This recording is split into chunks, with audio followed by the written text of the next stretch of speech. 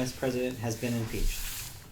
Well, as expected. As expected. We are live on time. Hey, on this historical day. Is this a historical day? More like an hysterical day. Ha ha ha! I've been going crazy. Jokes. I have them. Yes, you have them. We have them. People have them. It's ancient. It's first grade SpongeBob. Let's say it's ancient Greece there, but First grade. yes, everybody loves the Media Boat podcast. So far, I am 100% confident in saying that, as everyone I have talked to has exactly said that exact phrase. Everyone. Everyone I have talked to about Yes. it. So I am batting 1,000. It's almost the end of the year. Almost. We're slowly approaching it like a slowing down train at the moment. I was going to say, like, Congress. Yes, slowly approaching it. Yep. Done. Perfect. All right, let's get this show started. Let's get this show on the show road. We're going to be Shohei Ohtaniing it later today. But for now, we're going to be going live. La la la la live. Live. So live that you can chat with us. If you're live. If you're alive, we're alive. I'm and we alive. can talk together. Why is this paused? Don't pause it. Okay. I'm just... No. Let's go for it. Hello. Well, Hi. let's just start right into Let's this, get right shall we? into this. Today is Wednesday, and you know what that means. It's the Media Boat Podcast. Thank you for joining us here at the Media Boat Podcast. This is a regular episode of the show. If you are a regular listener, you'll know that we are deep in our anticipation of the end of the year and the new year. And if you followed us in previous years, you'll know that coming up next week is our special year-end wrap-up edition. Is it already the end of the year? Already the end of the year. Wow! So, Who could have saw that coming? upcoming, you will be able to hear our picks for the best movies, television shows, video games, and albums of the year. But that's next week. Mm-hmm. This week, we have our second to last? Penultimate. Our second to last, our penultimate regular episode of the Media Boat Podcast. And yes, that means we are live on YouTube. If you didn't know that, Yes. you can watch us live on YouTube. Just search our channel, Yes. Media Boat Podcast. Exactly. Next week is Christmas, or at least next Wednesday is Christmas. Yes. We won't be doing the live show, but you will get the first installment of our end of the year Yes. wrap up. So look forward to it. But for now, this is a regular episode of the Media Boat Podcast. Today is Wednesday, December 18th, 2019. Mark it as a day of infamy Yes. as we charge ahead into season 5 of the Media Boat Podcast. Indeed, yes. That's Only important thing that happened today. That is the only important thing that happened today. For those of you who don't know what the Media Boat Podcast is, then you are probably very confused by this intro. And second, I will tell you, the Media Boat Podcast is a podcast that's dedicated to bringing you news and thoughts about the newest video games, movies, music, and television. Not necessarily in that order. Thank you for doing it in that order. I did a brand new weird order. Yeah, you did. But yeah, so look forward to the rest of the year. But for now, look forward to the rest of this podcast as let's get it started right now. All right. We always start the podcast with movies. Oh yeah, and I'm Matt and he's Mike. I'm Mike. He's Matt. Just in case you didn't know who was talking who. Sure. And we always start the Media Boat Podcast with movies section. And we always start movies with the weekend box office numbers. So this is the calm before the storm. Of sorts. Because, of sorts. You do have one huge, massive release this week. Sorry about that. I know. Besides what we expel from our bodies. There's a huge release coming to theaters this weekend. But of course you know that that's Star Wars. But We're not talking about the movies that aren't Star Wars. Yeah, we're talking about the movies that already came out last week. I'm just letting the people know. Yes. This is the stuff that everyone's going to forget about next week. Your number one movie this week was Jumanji 2: The Next Level. Sequel to Jumanji, Welcome to the Jungle. Yes. With Dwayne The Rock Johnson and Kevin Hart and Jack Black. Yes. And Karen Gillan. And this one has all of them returning, as well as new co-stars, including Danny DeVito. Yes. Nick Jonas, I want to say, is also in it. Okay. But yeah, that's your number one movie this week with a $59 million debut. Following that is Frozen 2, coming in at number 2 with $19 million, adding to an already impressive $366 million domestic. Will not make the 400. No, At least this year.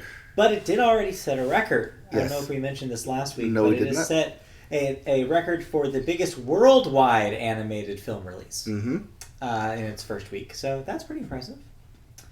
But number 3, coming in at number 3, a wonderfully deserved number 3, Knives Out, with $9 million to add to its $78 million total. That thing hasn't really gone down. It's been hovering around that $11 million mark for the past month, it feels like. I think that's word of mouth working. Oh, it's definitely word of mouth working. Yeah. Number 4, Richard Jewell, $4.6 million. The Clint Eastwood film? So not a stellar debut for Clint Eastwood. No. Number 5, Black Christmas, coming at $4.2 million. Your horror film. And in case you're wondering about Uncut Gems, and me, I am constantly wondering about Uncut Gems. I only worry about Uncut Gems when I'm ring shopping. There's a good tweet I saw this week about referencing Uncut Gems. It was like, if I see one cut gem at this theater tonight, I'm gonna shit. Some people are very excited about Uncut Gems. Uncut Gems came in at $537,000. Way at number 14. Wow, no one went to go see that thing. Yeah, not yet at least. That's probably going to be another word of mouth kind of thing. Or so would have you think, because while normally I only list the wide release films, this one wasn't necessarily wide release. Not necessarily wide, but it was wide enough where they were doing TV ads for it. Yes, which I think that might just be a local thing. Maybe. Because it only had 10 theaters.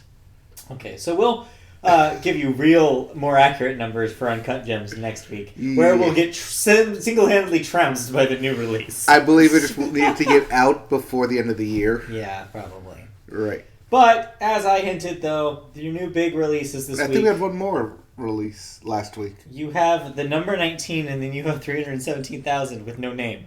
Oh. That's the Bombshell. Oh, Bombshell, also in limited release. Yes, that one, 4 theaters. To number 19. But so, yeah, let's not even talk about those. No. What we do need to talk about, though, is, like I said, new releases. The 2 big, earth-shattering new releases this weekend are Cats. Yes, the movie version of Cats. The movie Cats. The movie version of Cats. Yes. The musical. Starring, among others, James Corden, Taylor Swift. Jennifer Hudson. Directed by Tom Hooper. Academy Award-winning Tom Hooper. Not sure we have to specify that. Yeah, for The King's Speech. Yes, unfortunately, for The King's Speech. We were nominated for Les Miserables. Tom Hooper. Yes, that was nominated. This, though, from early feedback from people who've seen this thing, don't look forward to any awards. So far, it's only nominated, I saw, for 1 award, and that was in the Best Original Song. So, yeah, we'll see. But we'll see. We'll get to that later in the podcast, actually. Okay.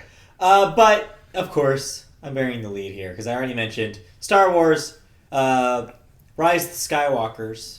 Just Rise of Skywalker. Rise of Skywalker? Yes. I constantly ROS. forget what it is. ROS. Oh, yes, the final of what they're calling the Skywalker Saga will wrap up here. And yeah, we'll see it. So we're going to see this thing tomorrow night. We'll be back with we will have hot takes for this thing. We'll have a hot take for you next week. But until then, Like, I'm talking Thursday showing where all the fans come out, and you'll have people hooting and hollering at the screen, everyone clapping at the end. Sure. Maybe, depending. I don't know. I saw a thing. I've stayed away from. I saw a summary, a critic summary. Oh no. On Rotten Tomatoes. Okay. I saw the critic summary. That's all I know. Okay, I did nothing else.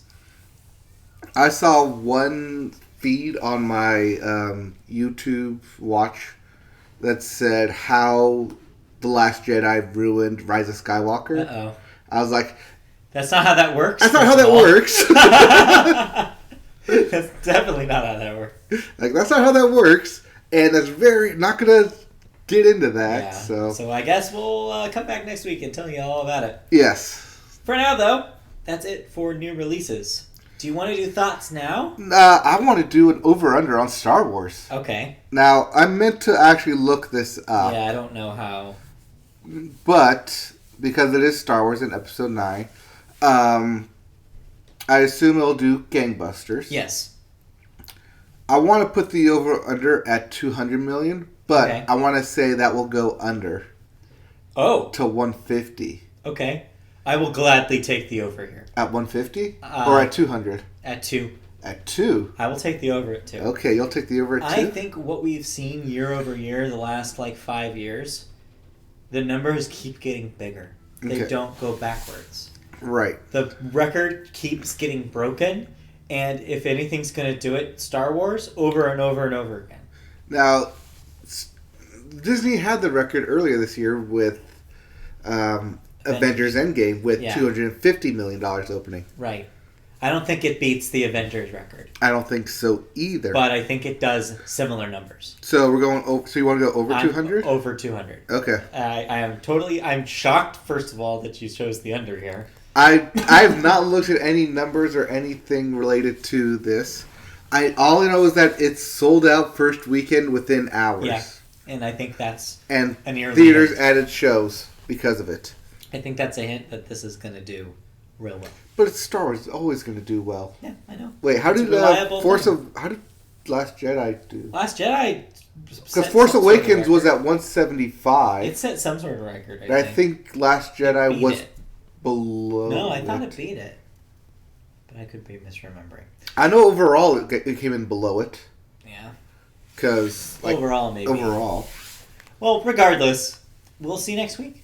Yeah, we'll see next week. Those numbers come in. Okay. Okay, do you want to do thoughts now? Yes. Okay. All right. I saw 2 movies that you saw already. All right. So I'm just going to be brief here. Okay, so you went to the movies, and after 2 weeks of me saying, hey, Matt, you should probably go see these films. Yep. On the Media Boat Patented Go See It list. Go see it. Well, I finally did. Okay. I did an old-fashioned double feature. We went to one. Literally went to the other one right after. Okay. It was a fun adventure. I haven't done that in a long, long time. But there were 2 movies that were totally worth it. Worth the price of admission. First, we saw Frozen 2. You saw Frozen 2 first? We saw Frozen 2 first. That was the matinee. How were the kids? Loud. But it was still watchable because, man, a lot of stuff happens in that movie. Yeah, it does. Big difference. First of all, the first big major difference I saw between the second one and the first one, man, this thing does not lull. The first Frozen had a few moments where you're just like, man, they needed filler. Mm-hmm. This, all killer, no filler. They fill every single minute of this thing with something. It's always good that when you have your characters constantly moving forward. Yeah. That's a good sign that you're doing something right. So there's good things about that, and there's bad things about that. Mm-hmm. The good thing is that it makes it entertaining. Mm-hmm. It makes the big set piece moments click when they do work. And as we discussed when we talked about it 2 weeks ago, when I asked you a bunch of questions about it, mm-hmm.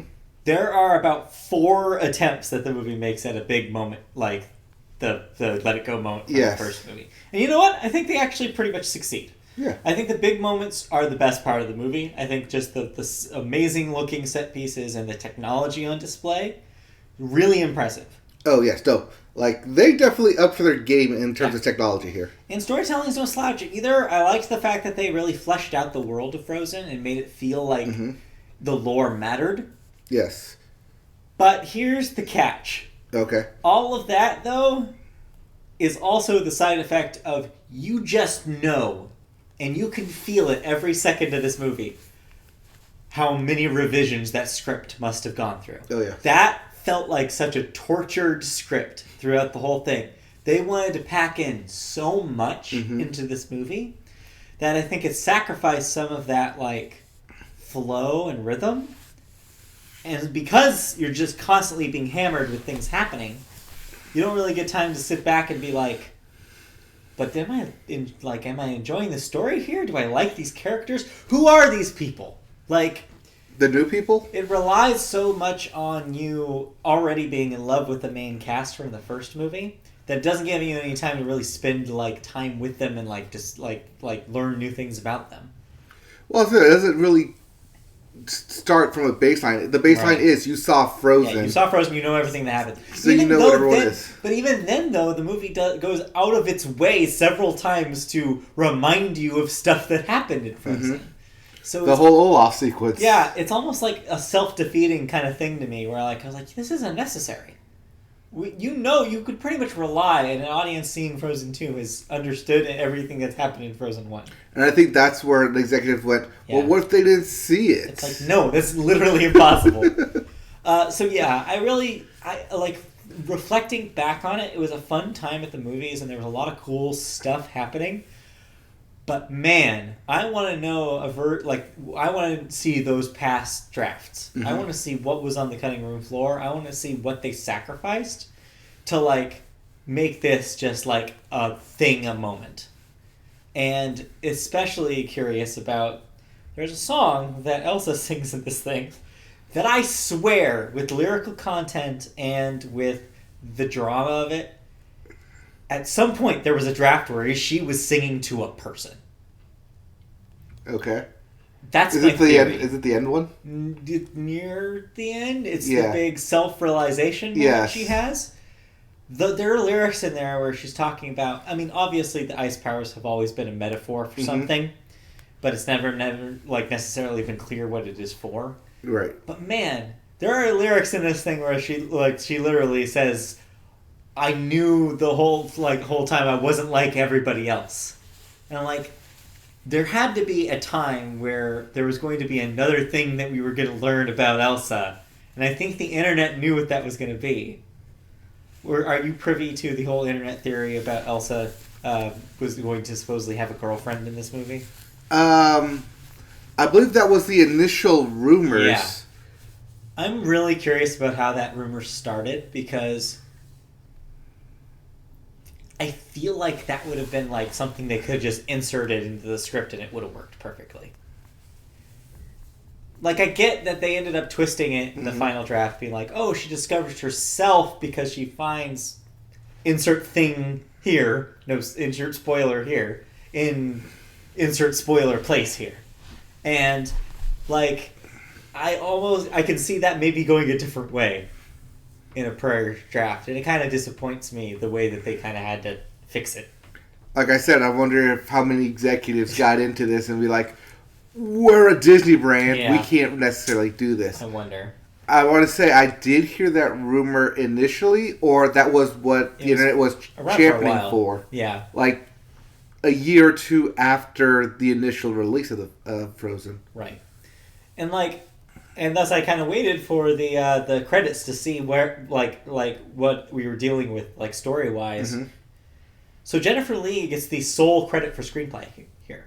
Okay. What about story? But story has 5 people. There it is. And that's the thing. It's like, okay, so this was something that was probably took them a while. And sure enough, I looked up. I was curious. I looked up the Wikipedia, and in the Wikipedia article in the production section, it does say that musical number was the last piece of the film animated because they kept doing story revisions on it. And I'm like, something's up with it. Yep. See, something was weird about it. The same thing happened with Toy Story 4, where they had 5-6 different story by credits. Yeah. And, like, that's not necessarily a bad thing. It's just to me, Frozen 2 overall felt like the formula that they've been using for Avengers and Star Wars being used in an animated film. It got that kind of vibe for me, which is not a bad thing. Those are good movies. Yeah. But it made me feel like, oh, this is just how the Disney Story Trust now treats ensemble films. That's just how all of them are. There's a directive from the top. There's a checklist almost, it feels like. That they're like, this is how we do it because this is what's worked. Here's the proven formula. This is how we make an ensemble film established franchise we don't want to fuck up because literally it probably brings in $1 billion every year. Oh, yeah, easily. Still easily. So yeah, I mean, this was an enjoyable movie. I don't know if I like it more or about the same as Frozen 1. I still think that Moana is better than both of them. Yes. But man, after they started talking about water and the theories about water in that film, I was like, Moana crossover, please make it happen. Moana crossover, please. But we'll see if that ever happens. But then we moved theaters and we saw our second film. Oh, wait, I was going to ask you something. About Frozen real quick? Yes. Okay. Oh yeah, what'd you think about Lost in the Woods? It was really funny. Yeah. But the whole time I was thinking, who is this for? Is it for the parents? Okay. Because it's not even really for the parents. It's like, because even for parents of children now, they were children of like, maybe the late 80s, but like maybe the early 90s at this point. Yeah. So referencing ancient hair metal videos from the 80s. Thank you. Who is this for? Thank you. Who is it for though? I love the sound, but the whole visual gags it's of such a specific reference. Yes. Like, why? Like, why is this in this movie? I'm not sure. But Christy got a kick out of it though. She thought it was the funniest. Okay. It was funny, and I see like what they were going for, but man, it just who. But anyway, did you at least get a kick out of the song covers for the credits? Yeah. I was like, I think I even looked over at her and I said, "Man, did you ever think that there would be a Weezer song playing after a Disney animated film?" She said yes, and I said, "Okay, well, I didn't." But anyway, it was a good time. Yeah. But man, it was not as much of a good time as the second movie we saw. Okay, so like you said, double feature. Double feature. We then went into Knives Out. Okay, so you went in Yeah. to Knives Out. So all I knew about that thing was what you had said on the podcast. And I'm that glad. You should go see it. Yeah, and I'm glad that I didn't know anything else about it, because I encourage everyone listening to this that doesn't know anything about Knives Out, just go see it. Trust me. I literally said that to my dad on the phone just a moment ago. Okay. I said, if next time you guys go to see the movies, go see Knives Out. Man, that was fun. It's just a ride, roller coaster ride, from start to finish. I didn't see a single twist coming. I thought I had something figured out towards the end. What? I cannot say because I don't want to spoil it for people. I already saw it. I know, I spoiled it. It's been out for a month. Okay, I want them to go in clean, remember? Okay, yes, you want to go in clean. I'll tell you after. But like, I had a theory, and I was like slightly wrong. Okay. I was like slightly wrong about it. I was on the right track, but I was slightly wrong. See, that's how I felt most of the film. Mm-hmm. And that is the sign of a really great script, is that Rian Johnson was able to anticipate everything the audience was going to think. Yes. And that's what makes the twists work every single time, is that it's like, it's kind of what you thought it was going to be, but then there's like an additional thing that completely changes everything. And like that, just the construction of this thing is just incredible. And every step of the way, you're just like, man, I'm just in awe of this script. I will eat some sort of hat if this doesn't win Best Screenplay. You may end up eating hat because this is also going up against Us earlier this year, which was also a great screenplay. Yeah, but I think this can take it. Knives Out is nominated for Golden Globes. Keep in mind, I've never gotten original screenplay wrong when I predicted Oscar nomination or winners. But well, we will get those nominations. Yeah, we will get there when we get there. Get there. But I know Knives Out is nominated for Best Picture for one of the Golden Globes. But I would not be surprised if this is honored with writing and maybe not anything else, but probably writing. Mm-hmm. But man, I really had a fun time with it. Again, just like you said last week, I cannot say much more because anything more would give away what this thing is and why it works so well. The reason it works is because of the machinery it sets up and then lets ride. And then you just have to be there to watch it. Now, I said Frozen 2 also had a bunch of stuff happening back to back. There's a big difference, though. There are a lot of times where Knives Out actually slows down, lets the characters breathe, lets you, the audience, breathe, and just learn about the family. And I think that's key. And the reason why it works as well as it does, because it gives you the chance to like really know everybody's motives, everybody inside out, so that way when things start going crazy, you actually know like who you're rooting for and who you're not rooting for. Right. And it's like really clever how they do it and how they like trick you into thinking somebody's cool, and then immediately later just you realize how wrong you were. How wrong everyone is. Yes, exactly. But yeah, so yeah, that's a definite go see it. I don't need to tell you that. I mean, I already saw it. Yeah. So out there in podcast land, if you have not seen Knives Out, do yourself a favor. I will say this though: when we do get to our end of the year list, I think that is when we can go spoiler free. Yeah, of course. Okay. Just for now, I want to give feeling some people some time to. This will be on. It will be on the list. Yes. Needless to say.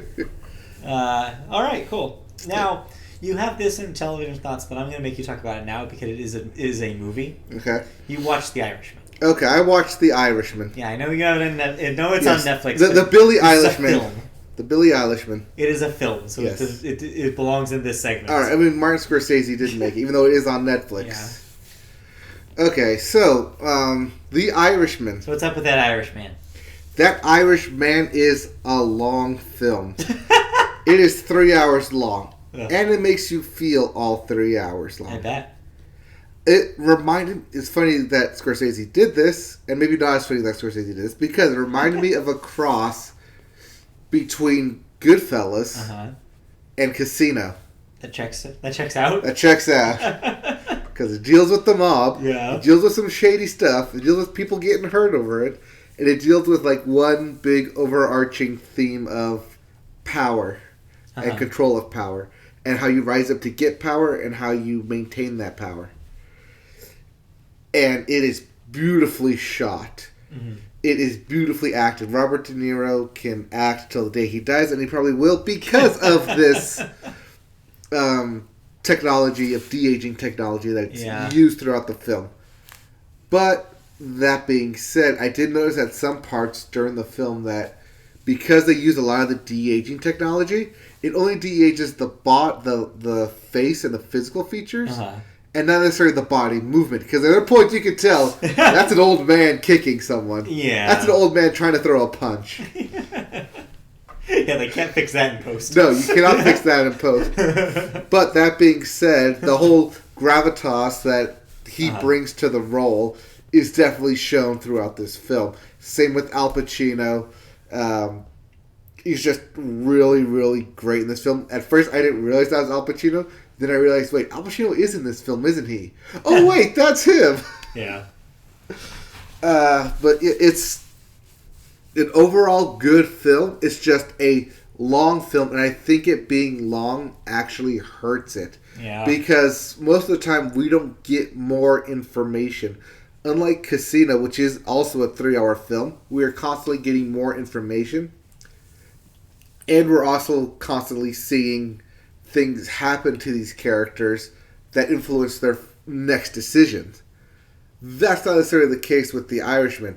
There are parts where, yes, clearly we need to establish this friendship, we need to establish this conflict, but how much do you actually need to have established this friendship to establish that they're friends?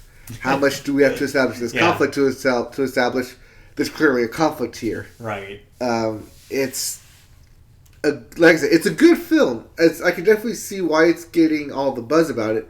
It just feels like a really long film. It definitely feels like a really long film. I think maybe watching Does it feel like a really long film? It does feel like a really long film. I think maybe watching this in a theater setting might not feel as long. Yeah. But that being said, it's just so goddamn long. It's just so goddamn unnecessary long. Yeah. Like I'm waiting for something to happen. It's like, okay, so it's not going to happen here. Okay, so we're going to do this bit now. Like, I think maybe because I don't have that much of an retrospective insight into the whole Jimmy Hoffa thing. Oh, yeah. Because that's what it mainly centers around. Jimmy Hoffa and his rise and fall and death and all that stuff played by Al Pacino. Yeah. So it goes through everything. It goes through all that, but it's more about Jimmy Hoffa than it is about Robert De Niro's character as the Irishman. He just couldn't call it Jimmy Hoffa.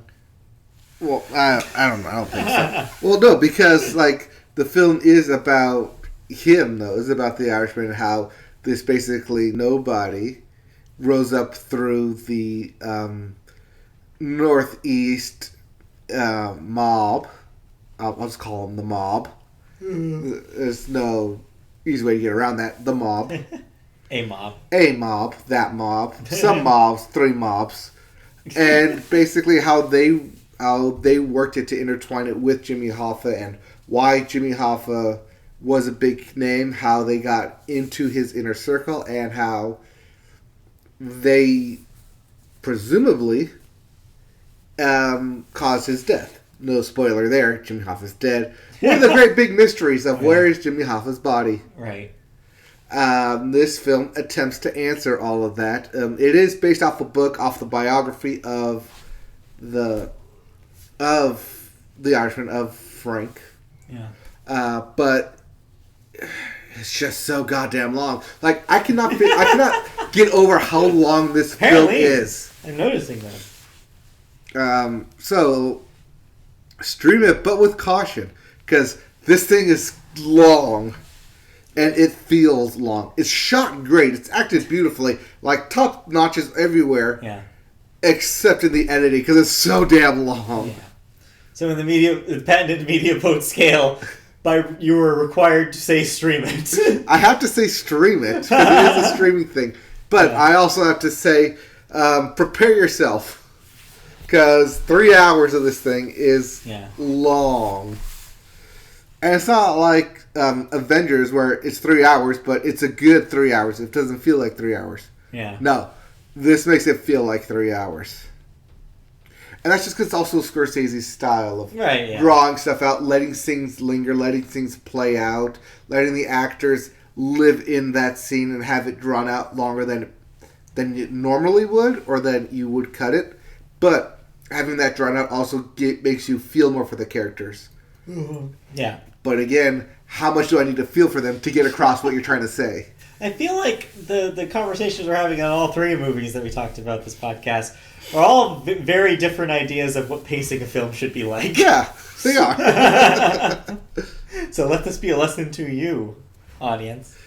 Speaking of pacing, yes, we should probably pick up the pace, because we're half an hour into this thing. And we haven't even talked about news yet. We haven't gotten into any news yet. Well, let's do it then. Let's talk about movie news. Okay. Our first story takes us to Warner Brothers Studio, because there's been a shuffle of release dates. Don't you love that? All right. So what am I looking forward to? Well, first up, the live-action Akira film is being replaced by Matrix 4 for the release date May 21st, 2021.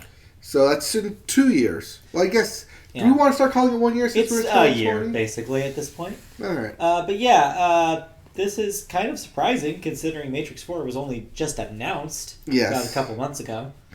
But do also note that Taika Waititi, who is directing the Akira film, is no longer able to direct it, as he's currently going to direct Marvel's Thor, Love and Thunder. Right. So that kind of takes precedent over Akira. Got pushed back because of that. Yes. Disney pulled dibs. Yeah. Other films set to release that May include Disney's Doctor Strange in the Multiverse of Madness, Disney's Cruella, and DreamWorks' Spirit Riding Free. which I believe is a movie adaptation of the currently streaming Spirit kids show that is also based on the Spirit Stallion of the Cimarron film that came out in the early 2000s. That is correct. Yeah. All of that is indeed correct. Crazy. Does that make that by default a sequel to Spirit Stallion of the Cimarron? Connection, or is it no separate IP, so it doesn't matter? I'm not sure if it's necessarily a separate IP. I don't know how that works. But it is a movie based off a TV, based off a movie, based off a book. Yeah. Which means it is slowly creeping into... oh, God, what's that film? What was that film? What? Maybe Wizard of Oz? No. No. I'm thinking of something else. I don't know. That was a book that turned into a movie. That got turned into a TV. That turned back into a movie. Yeah, I don't remember.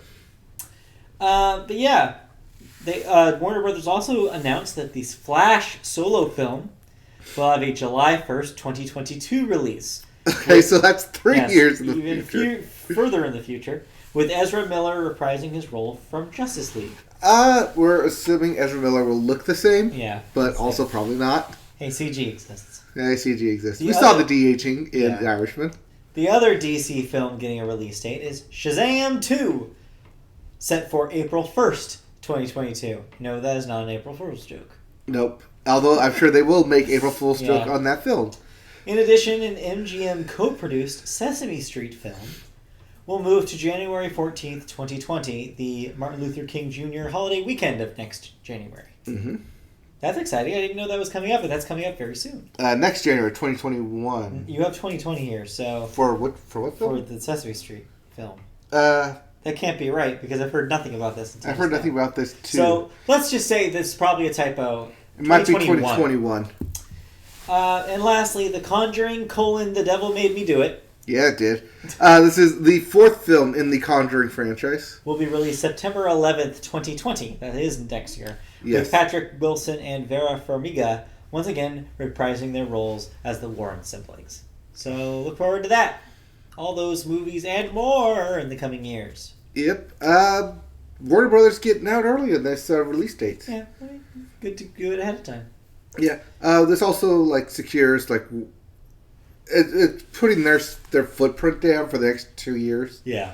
So they need to get out ahead, especially in front of Disney here. For sure. Yeah. Even though Disney already has a bunch of release date slots reserved, like we said for Doctor Strange, Multiverse of Madness. Yeah. So Warner Brothers is kind of playing catch up here, but then again, these are films 3 years in the future, 2-3 years that may or may not actually hit those release dates. We'll see. Yeah. All right. Let's move on. Yeah, okay. Our next story is about the National Film Registry because it's that time of year. It's that time of year. We do this every year. So, the Library of Congress has unveiled its annual selection of 25 films added to the National Film Registry. But this year, something that's notable about these movies is that 7 of these titles are directed by women. Among those making the cut include Boys Don't Cry, Before Stonewall, Girlfriends, My Name is Una, A New Leaf, which is notable for having, of course, the first woman to write, direct, and star in a major American studio film, Elaine May. Real Women Have Curves is also in there, and I Am Somebody. Other films in this list include Amadeus, Clerks, The Last Waltz, speaking of Scorsese, Yep. Old Yeller, Platoon, Purple Rain, She's Gotta Have It, and Sleeping Beauty. Those are some pretty good films. I would say, yeah. I could say, yeah. That sounds like a really good... Solid list there. Like I said, they only do 25 every year. Yeah. Currently, it's up to 375, I think, films in total. It's not bad. Which means next year it'll hit 400. So it'll be interesting to see what they add on there. Do note that the latest, I guess? Yeah, the latest time window on that is 2003 film. Okay. So nothing after 2003 has been in the list yet. Yes. But we'll see next year. We'll see next year. Probably Lord of the Rings somewhere. Maybe at some point. Someday. At some point. All right. that's it for movie news. We did our thoughts already, so that means we get to cram right on into television. All right, we always start television with sports. Sports is happening, sports. Sports Corner. First up in the Sports Corner, we have our Heisman Award winner. Yes. And it was indeed Joe Burrows. Yes, the odds-on favorite did win the Heisman Trophy. Yep. Congratulations, LSU, for creating yet another Heisman Trophy winner. I expect him to now lose in the first round of the playoffs because that is what happens with Heisman Trophy winners. Always. It's the finals of your fantasy football leagues this week. It is. If you made it to the championship, like I did, you are either celebrating or you are crying. But either way, this is the last week. Anyone can hold Final Fantasy Football. Final Fantasy Football. That's Anyone can hold fantasy football or talk about it because it's the last week. Yeah. And then we're done. And then we just enjoy actual football playoffs because all the good teams will have survived. And speaking of those, what teams are going to be in your NFL playoffs? I don't know what teams are going to be in my NFL playoffs. But here are the NFL playoffs. Here are the NFL playoffs. So in the AFC, the Ravens, Chiefs, Patriots, and Bills are in your running for the playoffs. They've all secured a slot in the playoffs. Yes. But we still need to play out where they're going to line in the 1 through 8. Yes. I am shocked to see that. I didn't realize the Bills were good this year. The Bills and the Patriots have the same record. Okay. And they play this week. Oh, shit. Yeah. Oh, Which man. means someone is going to take that NFC East title. Please lose, Patriots. Please lose. Also, yes, please lose, because I have Devin Singletary, the running back, and I didn't do great this week. There you go. Meanwhile, in the NFC, the Saints, the Packers, the Seahawks, and the 49ers are in your playoff position. Mwah. Yeah, it is what it is. Yes, but that also doesn't include the most likely NFL MVP in Lamar Jackson, as this past week he officially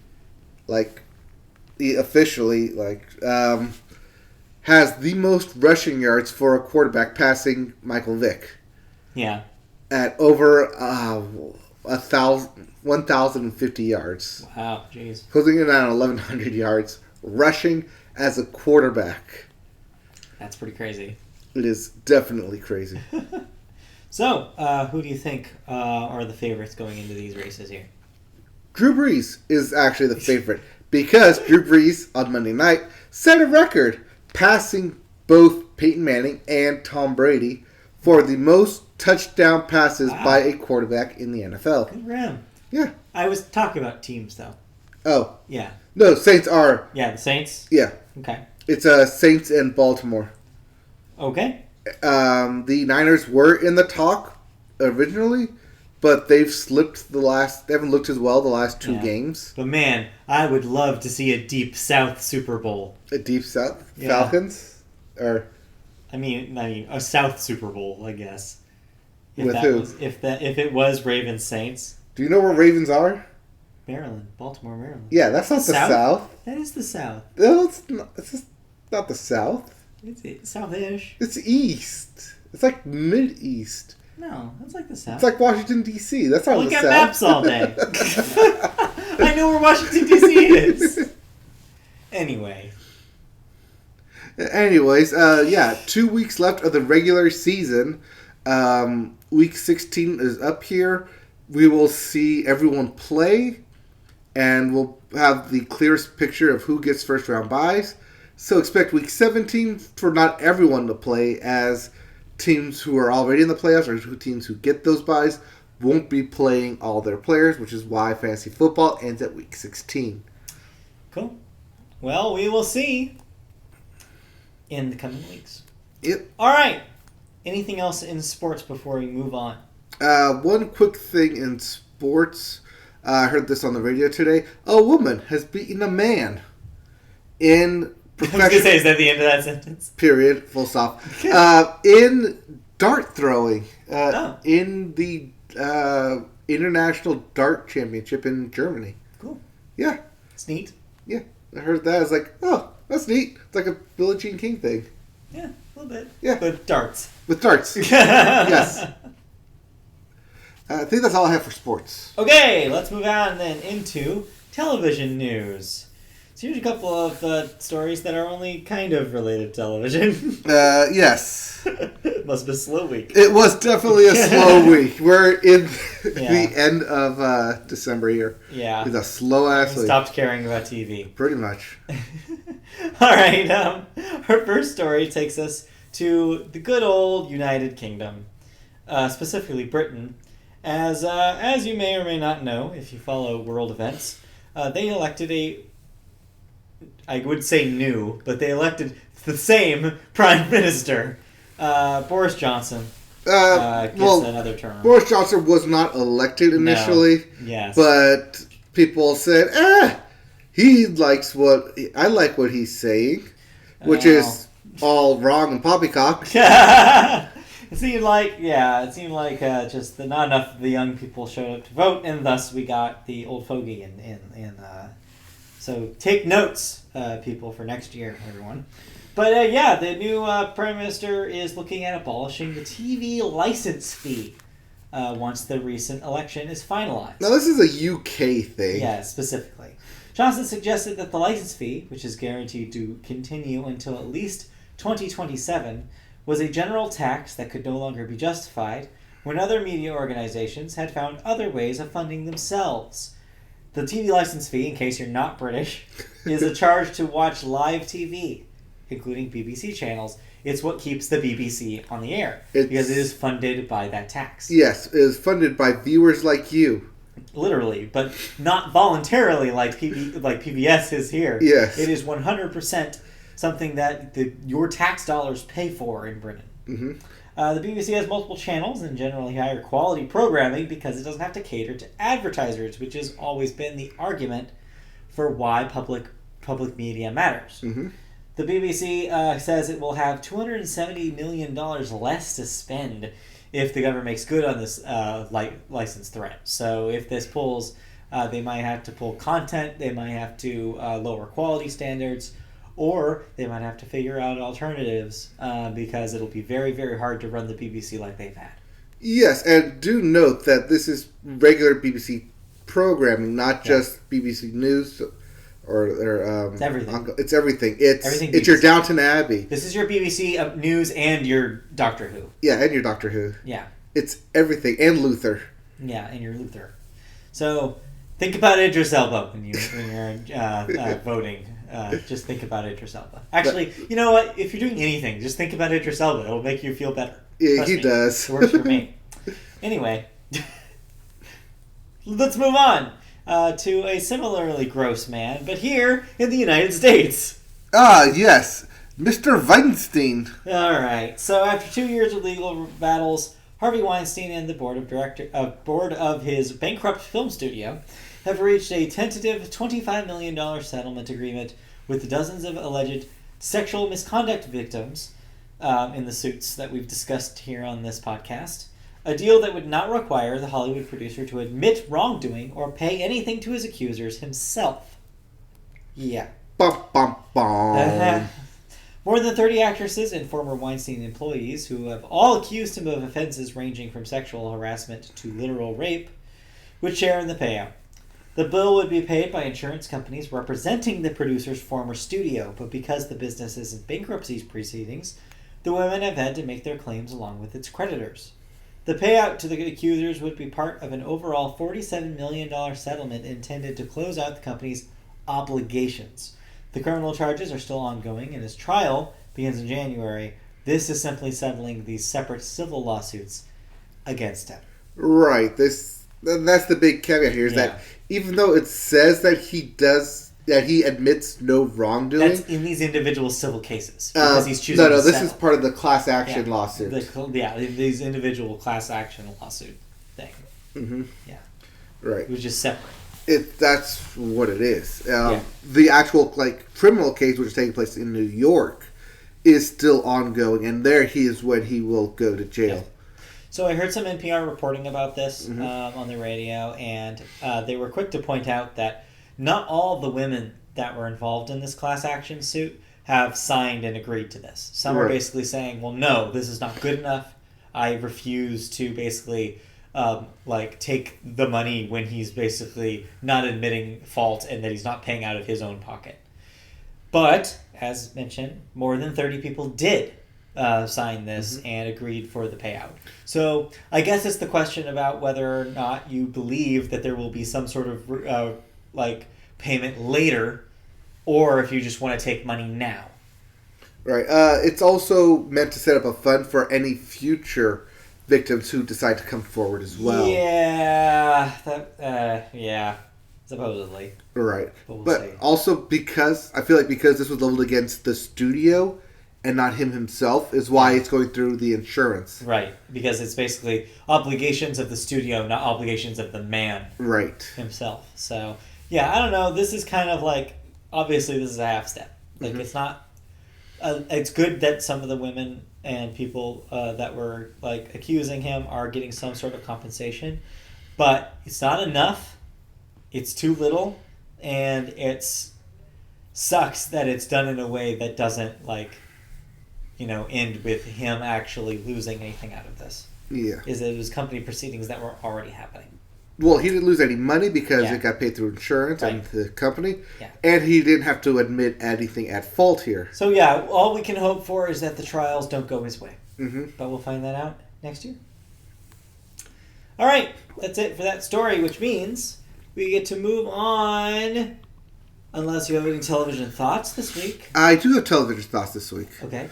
I thought about how there's nothing on television. No. We had the season finale of The Watchmen. Ah. And I watched The Watchmen. I am the one who watched The Watchmen. Yeah. Surprise. It was me the whole time. It was you. And all of you listeners were in on it too. You're all complicit in it. Yeah. Actually, I say that because that's basically what that's basically what the series points at, is everyone is complicit in some sort of way. This whole basically arc of The Watchmen is a sequel to that of the comic books and of the movie, and basically a Watchmen of today, and how all those effects that took place in 1985 played out and basically formed and shaped the world that these characters live in today. It's also about Dr. Manhattan. Shocker, as he is basically both the whole crux of and god of this universe. Yeah. So, as with most things related to Watchmen, it's about a blue penis. I mean, you're not wrong. But also about Dr. Manhattan and either controlling Dr. Manhattan or taking his powers and basically trying to kill a god. Or it's never about worshiping the god. It's always about taking the god down or becoming the god.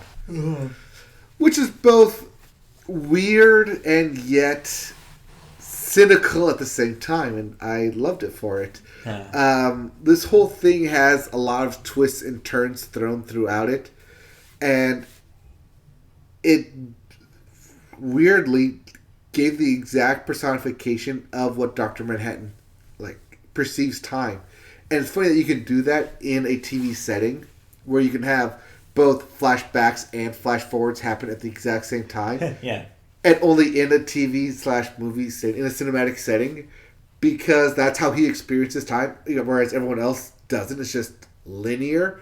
But when you're able to play with that, going both forwards and backwards, and knowledge that is not known, but is known, but will be known. Yeah. That's how Dr. Manhattan sees everything, and it's both a cool concept. I'm glad they're able to play it out that way, but at the same time, it also perpetuated Damon Lindelof's mystery box of everything. It's I see why we do it in this way, and I see why everything is done this way, but at the same time, it made me... It definitely did its purpose and made me want to watch more episodes to unravel said mystery. Was it a good mystery? That's for debate. This David Lindelof went on record saying that this was meant to be a one-shot, a one-season one-shot. And he doesn't know if it'll be picked up for a second season. He'll talk to HBO about that in the beginning of the new year. I would not be surprised if it comes back. I wouldn't be surprised if it comes back either. Considering. But if it does come back, he did note that it could take place in any time period, whether it be in the past or continuing the story in the future or in the present day. They can do all sorts of things. Yeah. It'd be really weird if it does continue in the present day, because everything seems to hit a finality, and that's part of like what it is. It's a finality of this season, of this microcosm of events, of this basically TV comic book. Yeah. It's a good show. I liked it. I enjoyed it. I'm not as obsessed with it like I was with other shows where I wanted another season. I wanted more. Yeah. David Lindelof did say that if it does get a second season, he doesn't necessarily want to be the showrunner for it. That he'd like to hand it off to someone else. Okay. To do it and have their own take on the Watchmen series. Interesting. Okay. So yeah, it's a good show. It's not the best show of 2019 by any stance. But it is a show that definitely played a lot with technology and today, and like the idea of a God walking amongst us.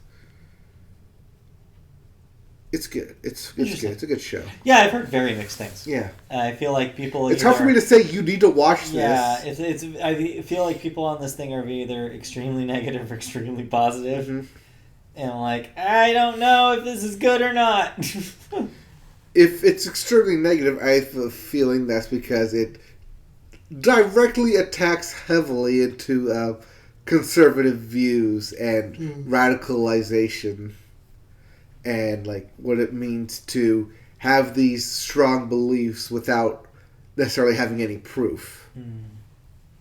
Interesting. Also, government conspiracy theories run amok throughout this thing. Yeah. Interesting. Yeah. Any other TV thoughts? Anything else happening on television, or can we move on? I think we can move on.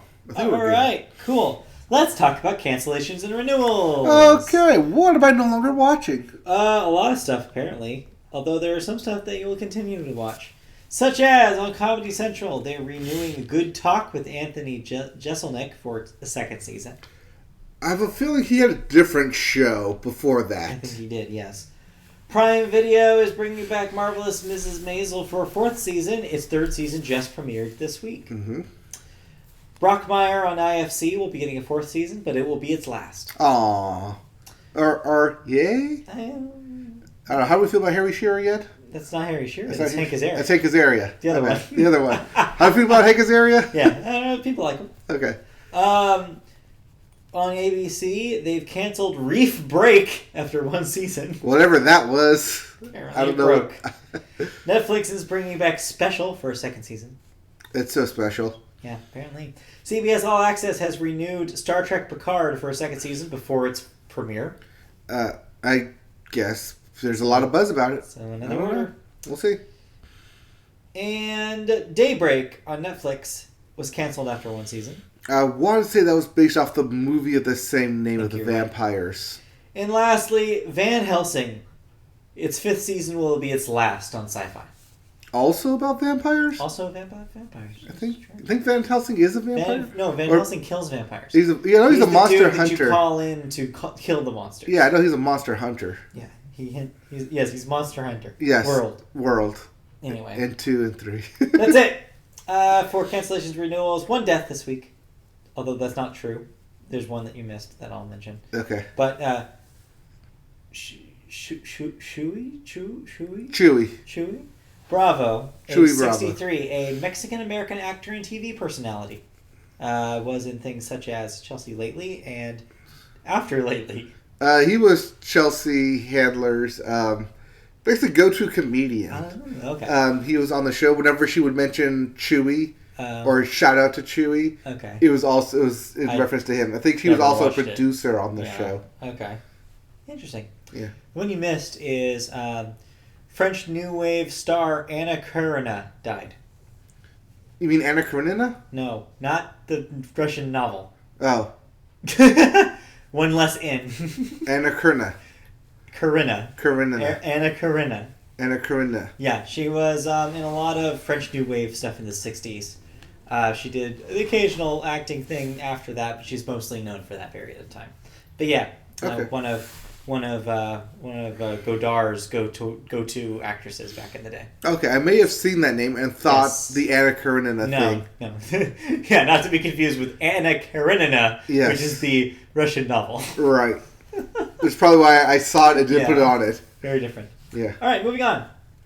We can talk about music, which means I hand this over to you. Okay, we always start music with the Billboard, and we start the Billboard with the Hot 100. And what a week it is to talk about singles, because guess what, guys? It's Christmas time. It's definitely Christmas time, as All I Want for Christmas Is You jumps back up to number 1.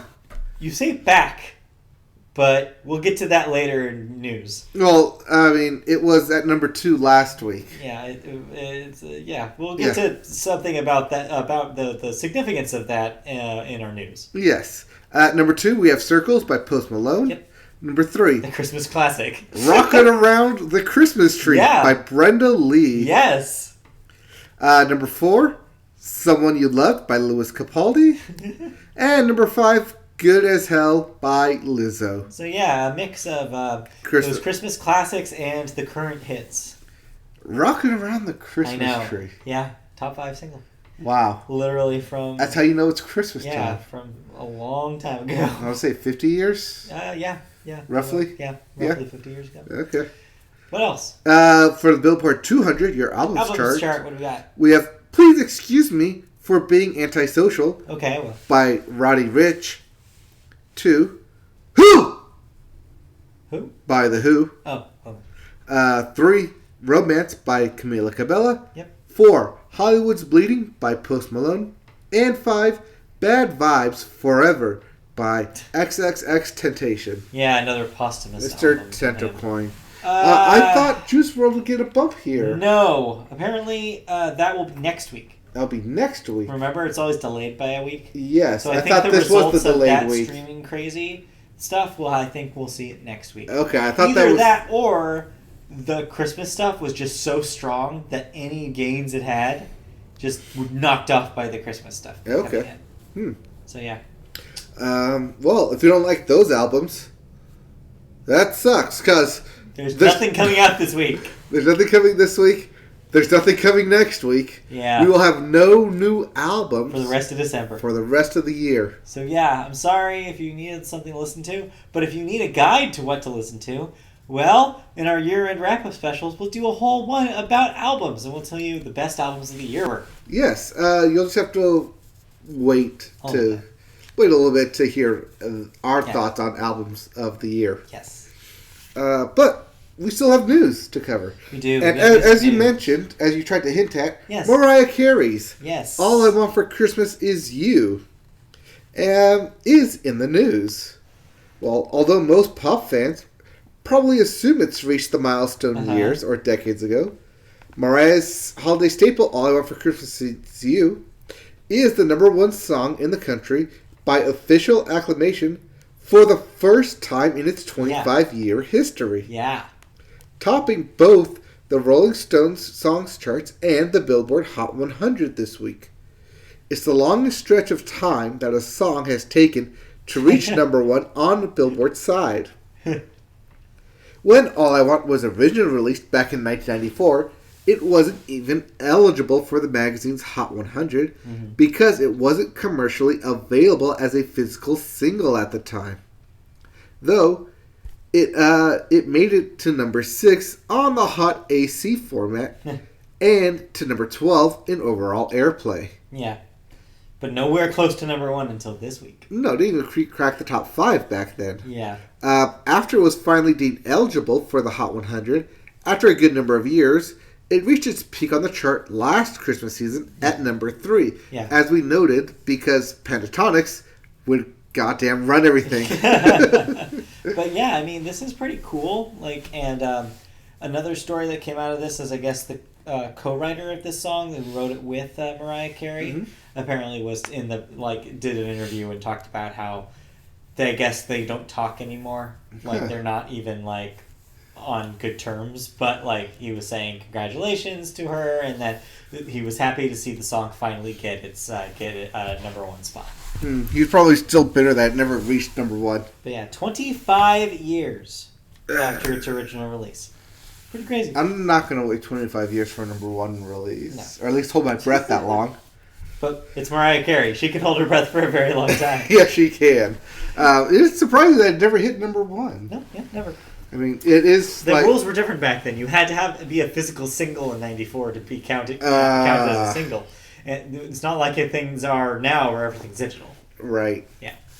Huh. All right. Weird.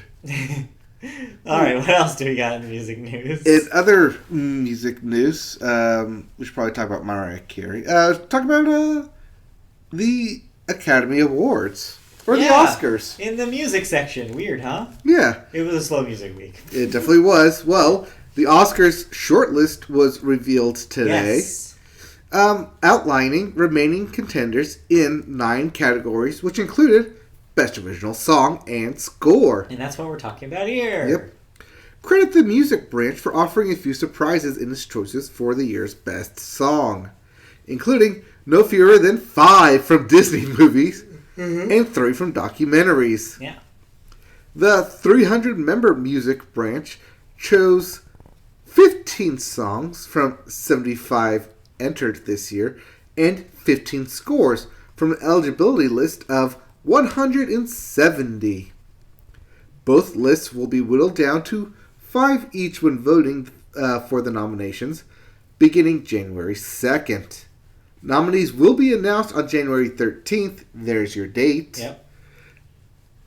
And the biggest surprise may be the omission of Beautiful Ghosts, which is the much talked about collaboration between Taylor Swift and Andrew Lloyd Webber. Which you have to think was their bid at getting this award. Right, as it is the only new song in Cats, which I mentioned at the beginning of the podcast. Cats, of course, opens this upcoming weekend. Yep. Few Academy members have seen the Tom Hooper film. Elton John actually made it onto the song list twice. Yeah. Once with lyricist Bernie Taupin for I'm Gonna Love Me Again from Rocket Man. And then again with Tim Rice for Never Too Late, the end title song from The Lion King. Elton John has publicly distanced himself from the Lion King remake, so the inclusion of the song raised some eyebrows. Yeah, I mean, this is a weird shortlist. It might be an all Disney category, which would be crazy. Would not be surprising. Yeah. What is surprising, or what will be surprising, is if Alan Silvestri does not get nominated for his score for Avengers Endgame. Yeah. The reason I bring that one up, and weirdly that one up, is because, fun fact, or rather, did you know? Did I know? Alan Silvestri has never won an Academy Award. I did not know that. Yeah. Okay.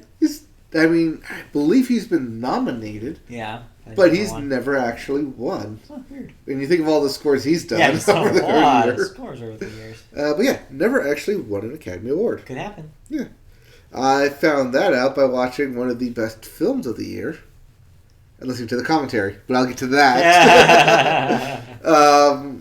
It's Avengers Endgame. Spoiler alert. But I'll get to that when we do our end of the year list, because good chance it'll make one or both of our lists. It may. Do you have any thoughts on music? No. Like we said, releases kind of dried up, so I got nothing.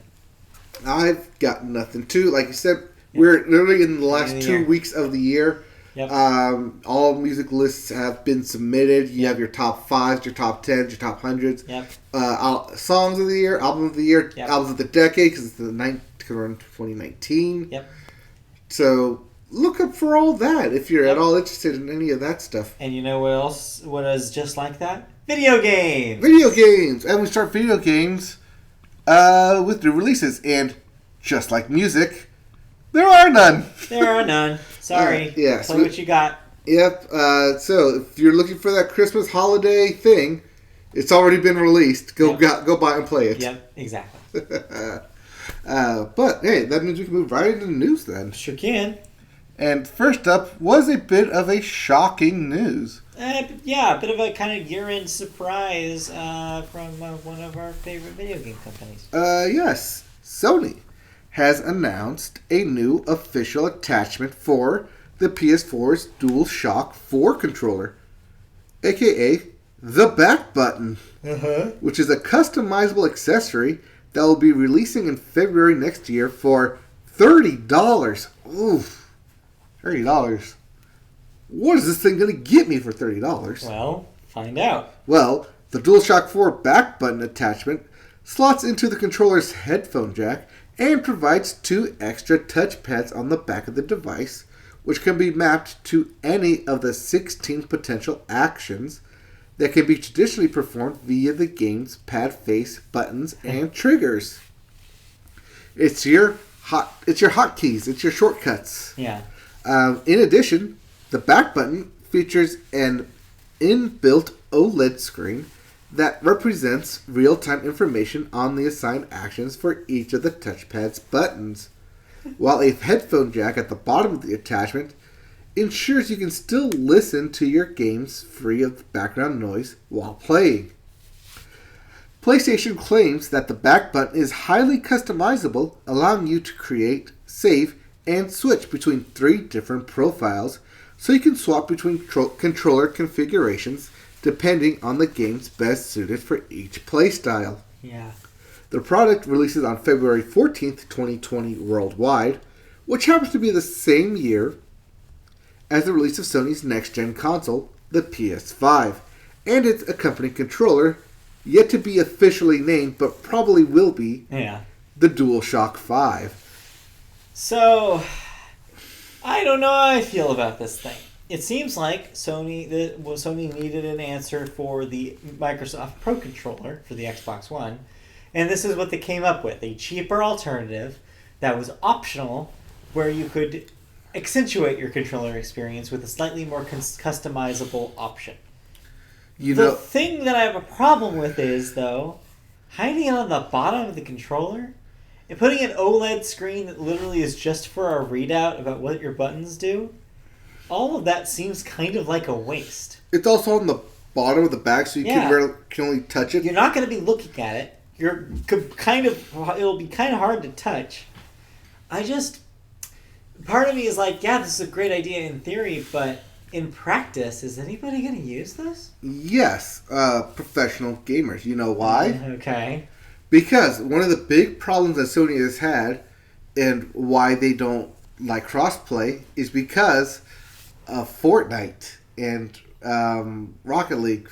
Well, mainly Fortnite and Apex Legends, where if you're playing against someone who has a Pro Controller on the Xbox, who can easily map stuff to their controller, or is playing someone who has a keyboard who maps things to hotkeys, you're playing at a slower rate. I guess and that is why Sony, in literally the final year, the PS4 is coming out with this thing. Not because of it's a needed adapter, not because it's like people were clamoring for this. It's because they needed to keep people playing a multi-platform game on their platform in order to stay competitive. So do you think technology similar to this will be standard in a DualShock 5? I don't know if it'll be standard in DualShock 5, but expect like Xbox did, where they released both a standard controller and a Pro Elite controller at the same time. Oh, okay. So I'm saying expect this to maybe become a standard in the next consoles. Like, if you want an upgraded controller, you can get the Elite controller that comes with these pre-matched buttons. Because we realize, people have been telling us now, that they really want to map their own buttons and make everything have shortcuts. Mm-hmm.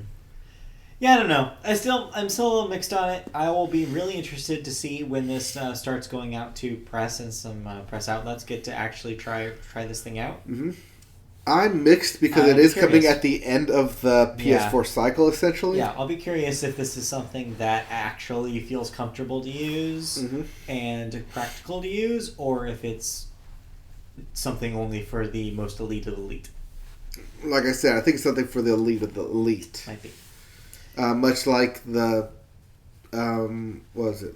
The PSVR, when it initially came out, was for those top tier, gotta have it type of people. Yeah. Even the PlayStation camera for those top tier kind of people. Yeah. There's a reason they don't necessarily advertise for it. Yeah, or PlayStation VR. Yes. Yeah, same deal. Anyway. Or Motion when it came out. Yeah. But let's change color palettes from blue to green. Yes! As, I know you don't have it on here, but the Game Awards were last Thursday. I kind of skipped last week because we didn't...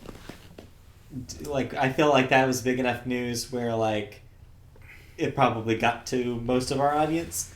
So this is more of a follow-up story to that announcement. Right. Well, like I said, last week was the Game Awards on last Thursday, and of everything to come out of the Game Awards, the one people were talking about wasn't who won, right? Wasn't who was there, but rather the announcement of the Xbox Series. So a series of Xboxes? Series X. Xbox? So when they announced it, they basically said that the name of the next generation Xbox was Series X. And as that name implies, it will be a series of consoles. So far, the theory is that there are two, a kind of lower end model and a higher end model. Mm-hmm. But so far, all we know is that the next generation of consoles is just being called Series X. Well, both Phil Spencer and Xbox partner director of programming management, Jason Ronald. Why can't I say Ronald? Ronald. Ronald. Ronald. Jason Ronald. McDonald. Exactly. Expanded upon the Xbox Series X backwards compatibility in an interview with GameSpot. Quote, "We wanted to make sure we had that day one. We could deliver on the compatibility promise, and so I've been playing quite a few Xbox 360 games on my Xbox Series X and Xbox One games on the Xbox Series X. And that's just to ensure that we can be there at day one. And that's a lot of Xbox variations. That's a lot of Xboxes. He said, quote, "We have thousands of games that run on Xbox One today." Xbox partner director Jason Ronald told GameSpot, quote, "We want those games to be able to come forward with you, but we also want your services to come with you. We want your gaming legacy to come with you, whether that's your gamer score, whether that's your friends list, all your achievements, your game saves, all of that should come forward so there's no barriers for you as you think about moving forward." Yeah. So basically this is all to say that the intent of the Xbox Series X will be to have backwards compatibility with purchases you made on the Xbox One. And because we know that Xbox One purchases can include 360 and even Xbox original games, then in theory, I'm saying in theory because there are never guarantees in this kind of thing, the Xbox Series X will be able to play games from every single era of the Xbox. Except Xbox One. Original. Well, no, I just said there are some Xbox original titles that are available. Okay. So if you can currently play them on an Xbox One, basically that quote is saying you should be able to bring it over to Xbox Series X. Now, the question is, or at least my question is, are they talking about disc-based games or games that you buy on the store? This sounds 100% digital. And the reason why is because that's kind of the caveat they had with the Xbox One backwards compatibility as well. Is that they said there would be certain titles on Xbox 360 that you could pop in a disc and it would work, but not all of them were guaranteed. Right. And then for those, they would often put on their digital store a downloadable version for those games that they couldn't figure out physical compatibility with. And I think that's the case for all Xbox original games as well. None of those discs, I believe, can be played in Xbox One. So like I said, there's a bunch of caveats, and of course this will depend on licenses from the actual developers, which will differ from developer to developer. Like, publishers will ultimately have the choice here whether or not they'll support licensing for the Xbox Series X. But this is at least the console holder telling us that they intend on making compatibility work. Yes, so it's good news. It's good news. Going into a new generation to know that your old games will work.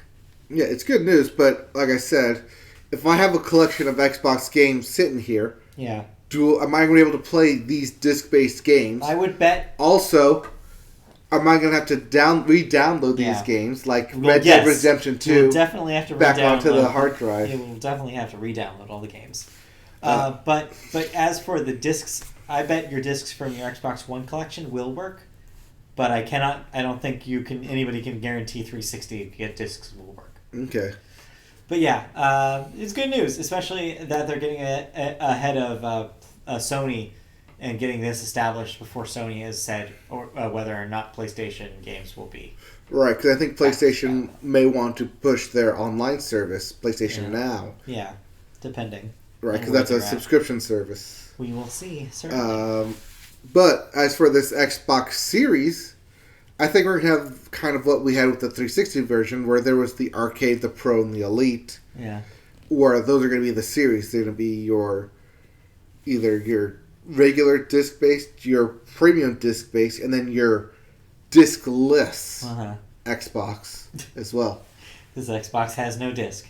Yes. But make sure you don't buy that, or if you do buy it, know that you're getting the discless version. Discless. Yes. Ridiculous. But other than that, that brings us to the end. Do you have any thoughts? I do. You do? I do have a couple thoughts. You do? If you reference the thing. It says, okay, what is Massemble with Care? Should just be assemble with care. I think there's an M here. There's an M by accident. I may have put that in there. So I jumped back into Apple Arcade to try out some other stuff that I had missed earlier in the year. I believe at the end of last episode you said you were done with Apple Arcade. I canceled it, but I still have access to it till the 7th. Okay. So I'm using that to kind of clean up, do some end of the year wrap up, clean up, and to make sure I didn't miss any hidden gems. Okay. And I'm glad I did, because I went back and played some games that are pretty cool. They are mobile games first and foremost, so if you do have Apple Arcade and an iPhone, that's the best place to play them. But I believe there are also console versions of the second one of these. But the first one I'll talk about is, I think, a mobile exclusive, which is called Assemble with Care. So Assemble with Care, the basic idea is you play as someone who is really good at fixing things. They're visiting a new town, and people in the town are asking them to fix their stuff, whether it be a statue that's broken and they need glued back together, or a kid who has a tape deck that won't work anymore. And the basic gameplay of the game is you are, like IKEA instruction style, reassembling these broken things by following steps. Okay. Not everything has instructions. Some things do, but some things don't. And you basically have to intuit what you need to replace, judging by the tools that you're given, the replacement parts you're given, and by taking apart the thing that you're fixing. Yeah. It's pretty intuitive, and the mobile controls work just as you'd imagine. Like, you have a screwdriver, you basically tap on one of the screws, the screwdriver appears, and you just do a little swipe to twist it the way you want to twist it off or on. Okay, interesting. And that's the basic thing. There's some of the things are more in depth than others. You'll be fixing something as intricate as a slide projector towards the middle, the middle of the game. Mm. So yeah, and sometimes that involves pointing light refracting mirrors in a certain way. Sometimes you'll have to plug certain cables into certain places and kind of trial by error figure out which one is the right one. Interesting. It's a really interesting game, and then on top of all that, it tells a really touching story. So while you're in between fixing the things for people, you get to learn about them, and you get to kind of have a little slice of life kind of conversation about them. And because you're in a town you've never been before, they're all important in their own way in the little small town environment. You meet the mayor's daughter, who's the one that needs to have her tape deck fixed. Why does she need her tape deck fixed? Because the tape is of her late mother singing a lullaby to her. And so you get to learn about that she's basically been left with the mother, and it's just her and her father.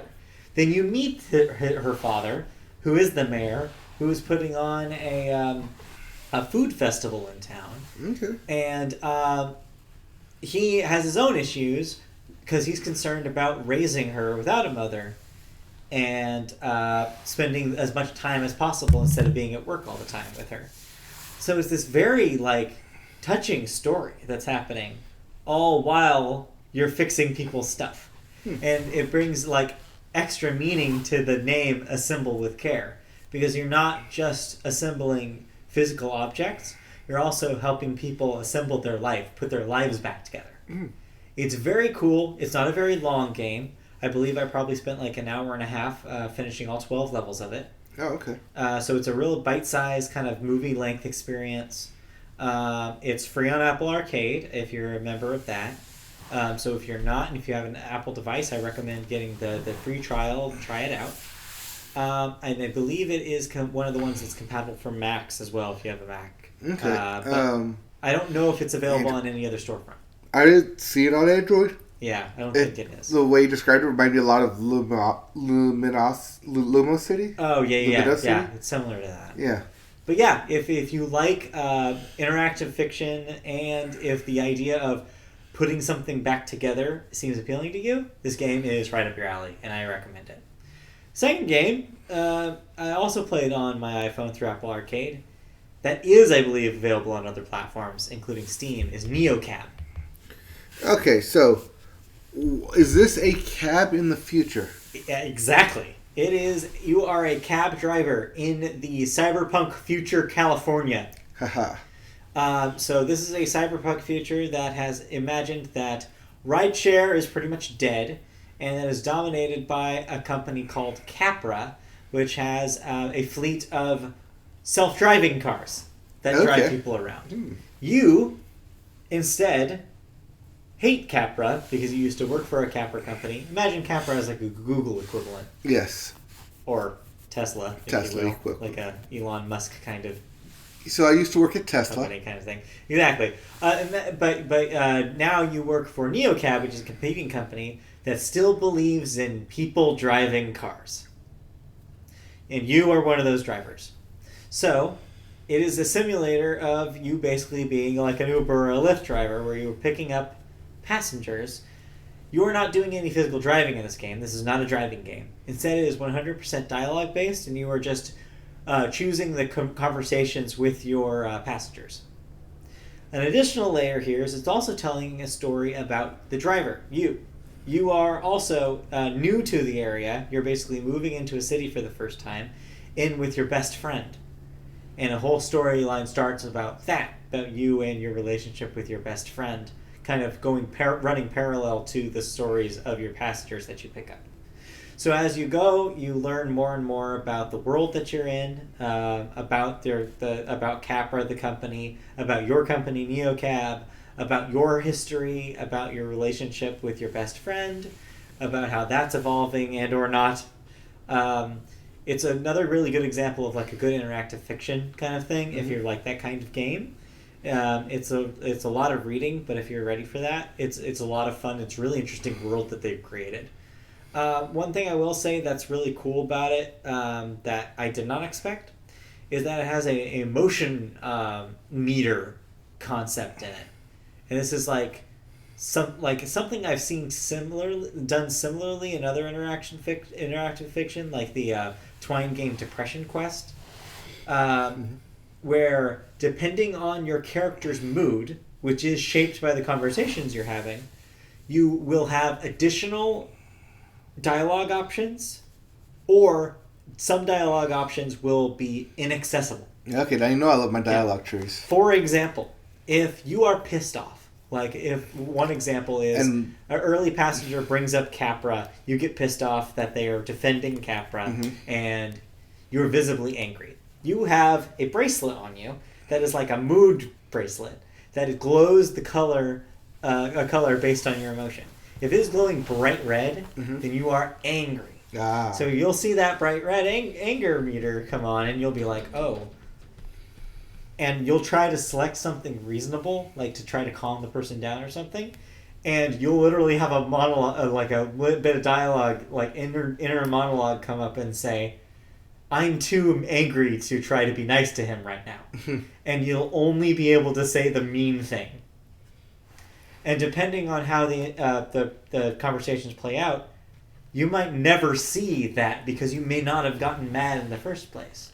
So these conversations can branch all sorts of ways, judging by how you react earlier in the conversation. Okay. Yeah, it's neat stuff. Neat. And I've only scratched the surface. I'm only about an hour into that thing.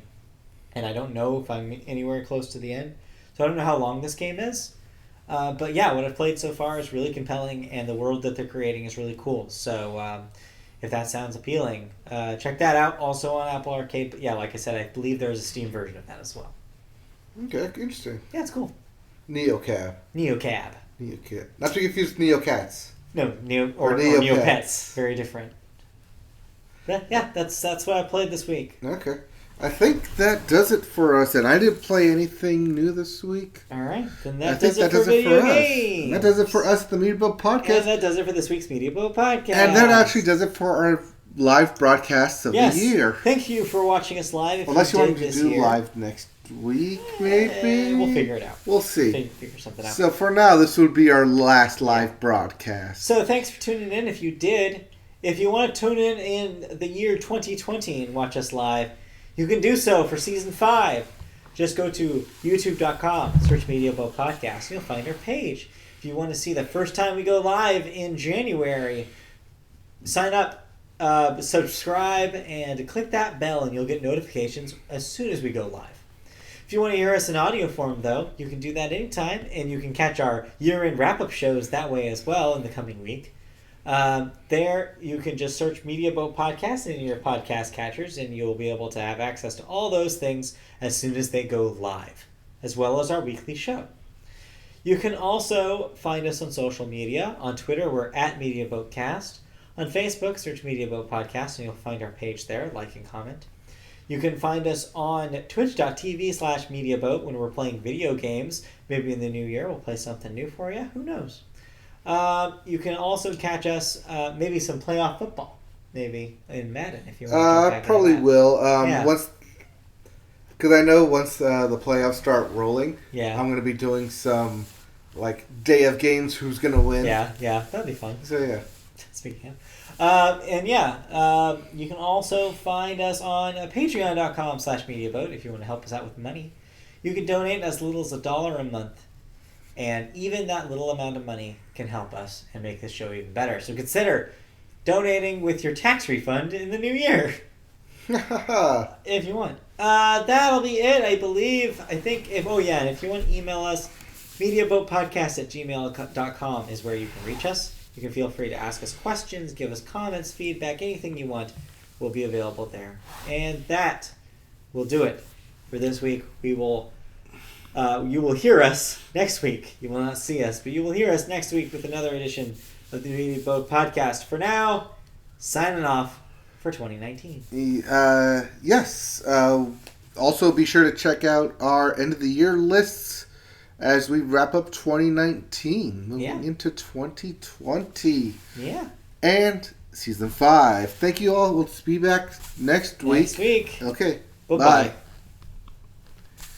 All right, and we're done with streaming here.